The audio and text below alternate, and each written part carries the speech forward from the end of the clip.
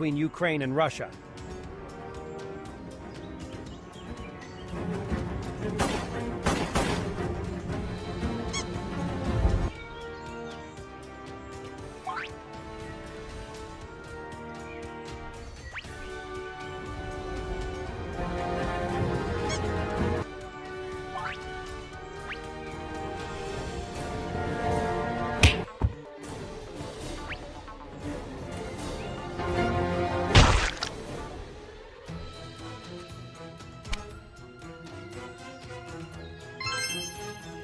De las crecientes tensiones, Estados Unidos está listo para proporcionar a Ucrania un suministro letal de poderosas municiones nucleares.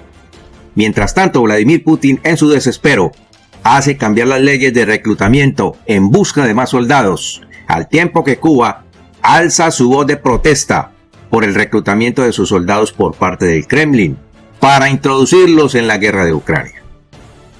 Las municiones tienen una característica o varias características que desde ya producen terror entre las tropas de Vladimir Putin. ¿Cuáles son esas características de las municiones nucleares y por qué Cuba protesta por el reclutamiento de sus soldados, a pesar de ser un aliado incondicional de Vladimir Putin? Quédate muy atento porque en lo sucesivo de este informe te estaremos dando las respuestas, así que no te lo pierdas. Te contamos lo que nadie está diciendo. Por eso te invito a quedarte con nosotros hasta el final de este informe, para que puedas sacar tus propias conclusiones y no esperes a que alguien más te lo cuente. Y no olvides suscribirte a nuestro canal si aún no lo has hecho. Igualmente puedes seguir haciendo tus donaciones para el mantenimiento del canal a través del icono del corazoncito que está en la parte inferior de este video. Y muchas gracias de antemano a todos nuestros queridos donantes. Nuestro especial agradecimiento a Eladia Aguilera, a José Víctor Carvajales y a Frank Torres por sus continuas donaciones para el mantenimiento del canal y por su importante apoyo a nuestra labor periodística. A Eladia, a José Víctor y a Frank les enviamos un caluroso saludo de parte de todo el equipo. No olviden que sus donaciones nos ayudan a mantenerlos oportunamente bien informados. Bien.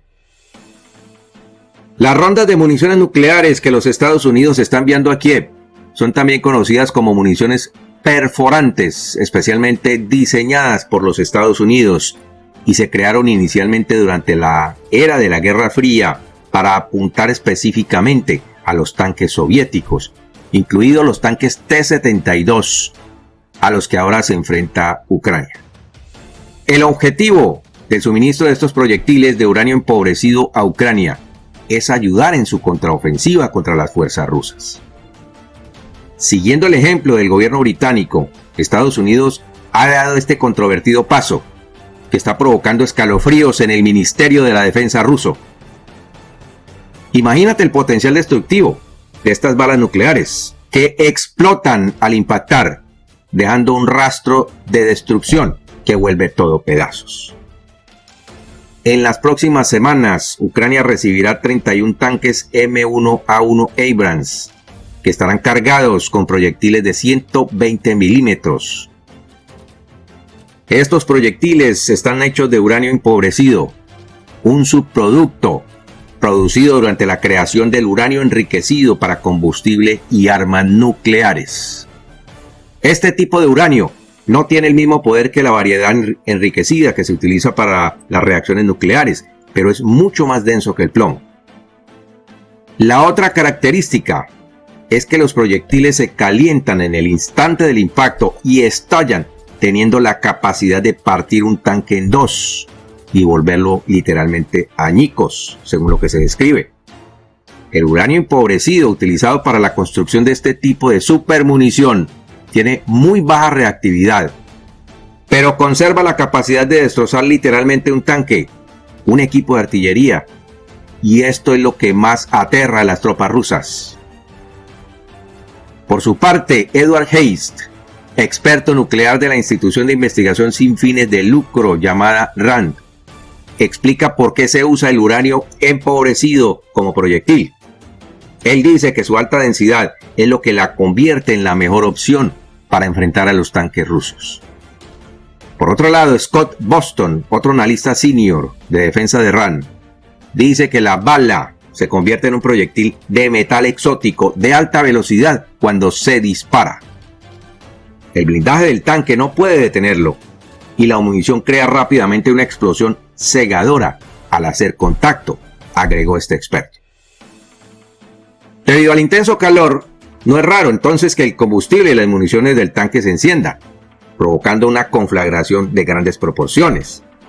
Aunque las municiones de uranio empobrecido no se consideran armas nucleares, aún emiten radiación y, como advirtió el organismo de control nuclear de la ONU, debe manejarse con cuidado para evitar posibles riesgos de exposición.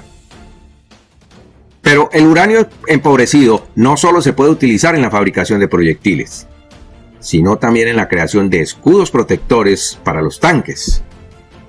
En conflictos como la Guerra del Golfo, las operaciones en Serbia y Kosovo y la invasión de Irak en 2003, los tanques estadounidenses utilizaron blindaje mejorado con uranio empobrecido y municiones que contenían este tipo de material.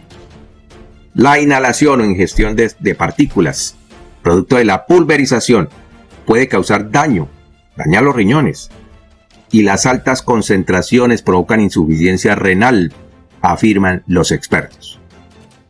La Agencia Internacional de Energía Atómica afirma que el uranio empobrecido no es principalmente un peligro de radiación, pero sus efectos tóxicos plantean peligros reales.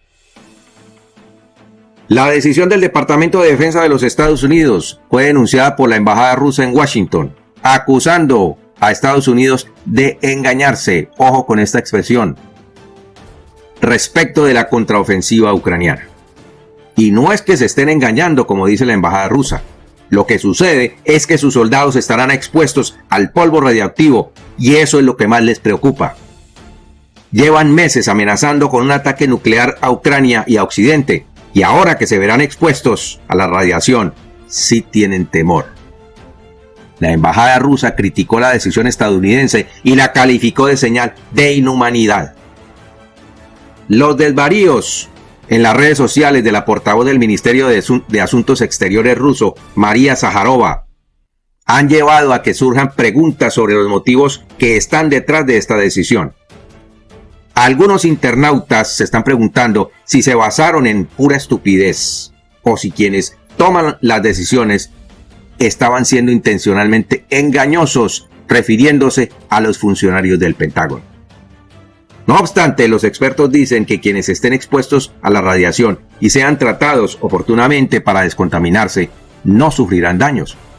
Y esto, por supuesto, está previsto por las autoridades ucranianas, que someterá a sus soldados a continuos chequeos y les proveerá protección a sus tropas para evitar la contaminación.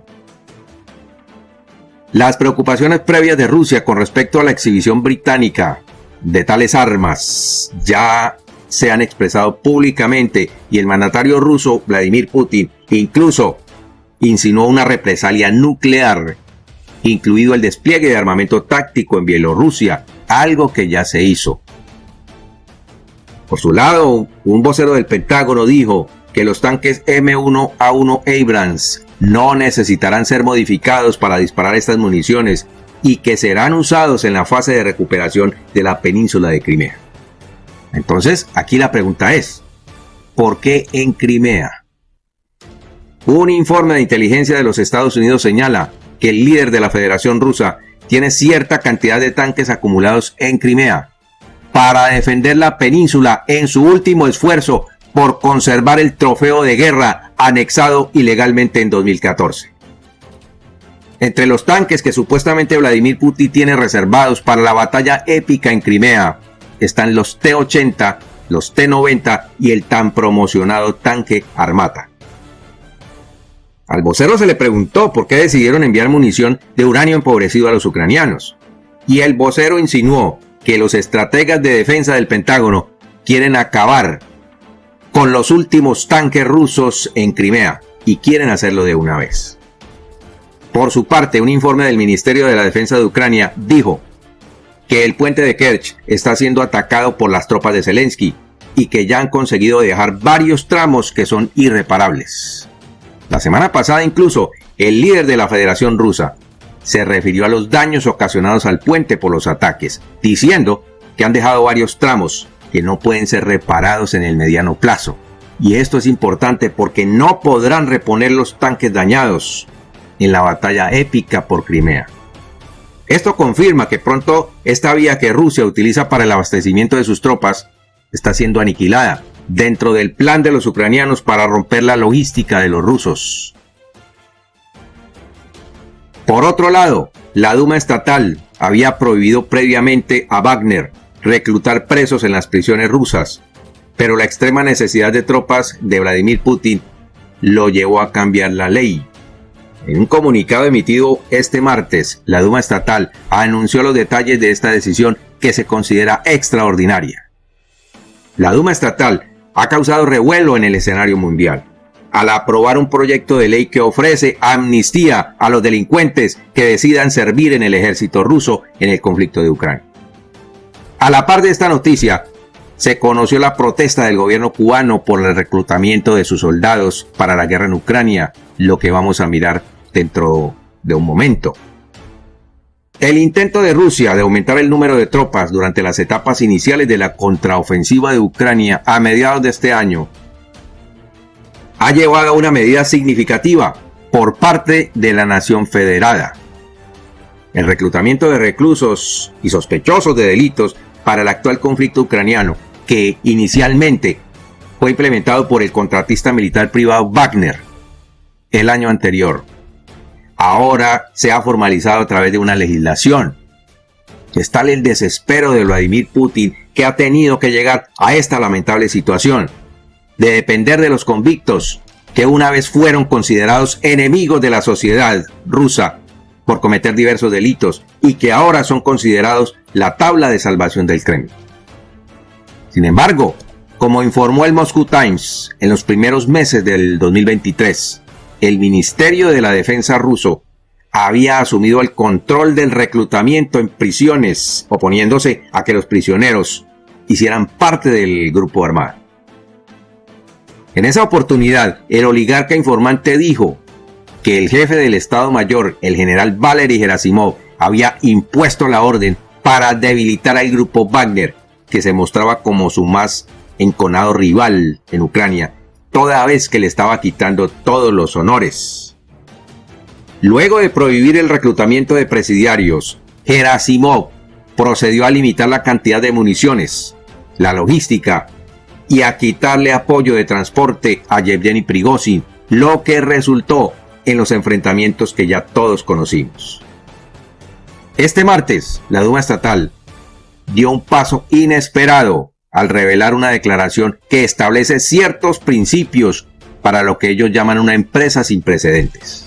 Sin embargo, es fundamental señalar, según la ley, que no todos los presos que languidecen en una cárcel rusa tendrán derecho a recibir el indulto. Esta gracia no se extiende a personas que hayan sido declaradas culpables de delitos graves, como terrorismo, delitos sexuales, espionaje o traición a la patria. Y al aprobar este proyecto como ley, aquellos que se inscriban en el ejército a través de este programa eliminarán sus antecedentes penales una vez que completen su servicio, obtengan una mención de servicio estatal, resulten heridos en batalla o que cumplan 65 años de edad. Cabe destacar que esta información fue proporcionada por el Moscow Times. El papel de Rusia en el conflicto de Ucrania ha dado un giro controvertido a medida que el contratista militar privado Wagner cambió sus métodos de reclutamiento a principios de este año. Es decir, que antes de febrero de 2023, la empresa dependía de los prisioneros del sistema penal ruso para llenar sus filas, pero luego tuvo que depender de los mercenarios que pudo atraer a su regimiento. Prigozhin hizo una declaración en la cuenta de Telegram de su empresa Wagner cuando aún estaba vivo, diciendo que habían cesado por completo el reclutamiento de prisioneros para Wagner y añadió que todos los empleados actuales en ese momento, seguirían recibiendo el apoyo de la empresa, es decir, los presos que ya habían sido reclutados hasta febrero de este año. Entonces, en este momento se especula que luego del fallecimiento del jefe wagneriano, el Kremlin cambió su estrategia de reclutamiento para engrosar la ya debilitada fuerza rusa en Ucrania. A estas alturas, lo más probable es que estén ocurriendo varias cosas que serían las siguientes. Número 1. Que el grupo de reclutas convictos potenciales haya disminuido. Número 2. Que el Ministerio de la Defensa hubiera sido intervenido. 3. Que las prioridades estratégicas de Rusia hubieran cambiado. Y 4. Que las limitaciones financieras sean un factor para el cambio en reversa hacia el reclutamiento de prisioneros. Porque, ¿qué es lo que está ocurriendo? Según informes de 2 ONGs rusas que se oponen a esta ley, cada prisionero le cuesta al Estado ruso una cantidad de dinero, al parecer muy alta, pero que no ha sido revelada. Por un lado, el Estado ruso reduce sus costos por la manutención de cada uno de estos presos, y por otro lado, los vuelven productivos según el Kremlin.